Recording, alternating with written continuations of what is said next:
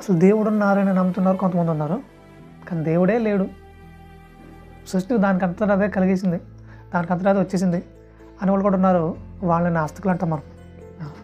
నాస్తికులు అంటే మరి కంప్లీట్గా వాళ్ళ హృదయం నిండా అజ్ఞానం నిండిపోయిందో, మరీ మూర్ఖత్వంతో ఉన్నారో ఏమో అర్థం కాదు. కానీ ఏ వస్తువు అయినా సరే, అదేదైనా సరే, ఒకళ్ళు కలుగు చేయకపోతే రాదు, ఒకళ్ళు తయారు చేయకపోతే అది అవ్వదు, ఒకళ్ళు నడిపించకపోతే అది నడవదు.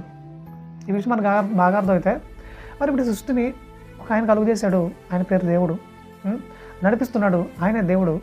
ఇప్పుడు మనం ఏంటంటే దేవుని నమ్ముతున్న వారు ఎవరైతే ఉన్నారో వాళ్ళు రకరకాల ఆలోచనతో సో ఇతను దేవుడై ఉండొచ్చు, ఇదిగో ఈ దూడ దేవుడై ఉండొచ్చు, లేదంటే ఇదిగో ఈ జంతువు దేవుడై ఉండొచ్చు, లేదంటే ఈ రాయి దేవుడై ఉండొచ్చు అని ఆలోచించుకొని వాళ్ళు దాన్ని ప్రతిష్ఠించేసుకొని అలా ముందు కొనసాగిపోతున్నారు.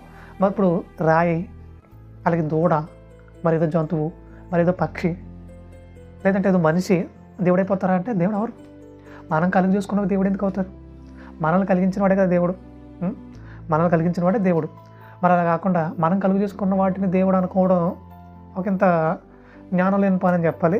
మరి ఎవరిష్టం వాళ్ళది, మనం ఎవరిని తక్కువ చేసే పని కాదు. కానీ ఆ బైబిల్ ప్రకారంగా నేను మాట్లాడుతుంది ఏంటంటే, అలా మనం కలుగు చేసే దేవుడు ఎవరు ఉండకూడదు, మనల్ని కలిగించిన దేవుడు ఆయన ఉండడు, ఆయన మనం గుర్తించాలి బైబిల్ ప్రకారంగా. సరే, ఇక రెండోది